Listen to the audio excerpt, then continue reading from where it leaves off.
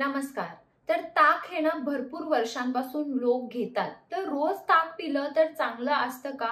ताकाचे काय काय फायदे आहेत? ताक तुम्ही कधी घेतलं पाहिजे? कसं घेतलं पाहिजे? ते मी तुम्हाला आजच्या व्हिडिओमध्ये सांगणार आहे, सगळं काही ताकाबद्दल। चला तर मग आजचा व्हिडिओ आपण लगेचच चालू करूया।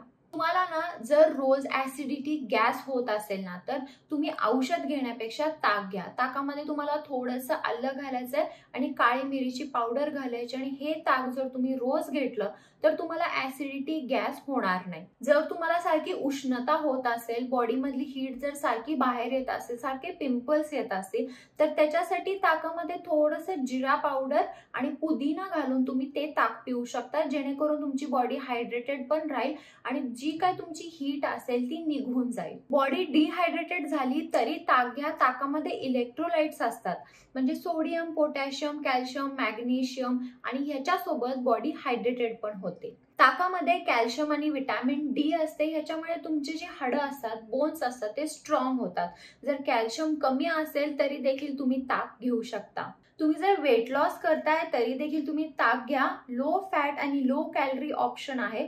पोट पण फुल राहील आणि जास्त काही जंक पण खाल्लं नाही जाणार। जर तुम्हाला स्किनवर एक छान ग्लो हवा असेल, स्किन खूप डल पडली असेल, डाग असतील, रोज जर तुम्ही ताक पिलं तरी देखील तुमच्या स्किनवर एक छान ग्लो येईल, कारण ताकामध्ये लॅक्टिक ऍसिड असतं, जे नॅचरली आपल्या स्किनला एक्सफोलिएट करतं, डेड स्किन सेल काढून टाकतं।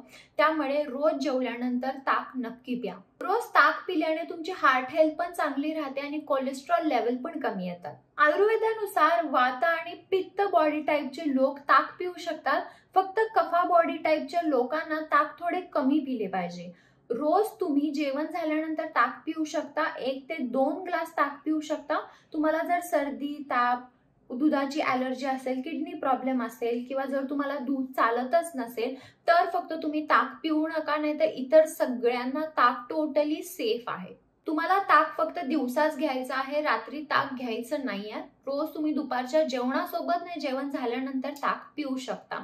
तर ताक तुम्ही रोज जेवणासोबत घेता का नाही मला कमेंट बॉक्समध्ये नक्की सांगा आणि हे ताकाचे एवढे फायदे तुम्हाला माहिती होते का नाही ते देखील सांगा।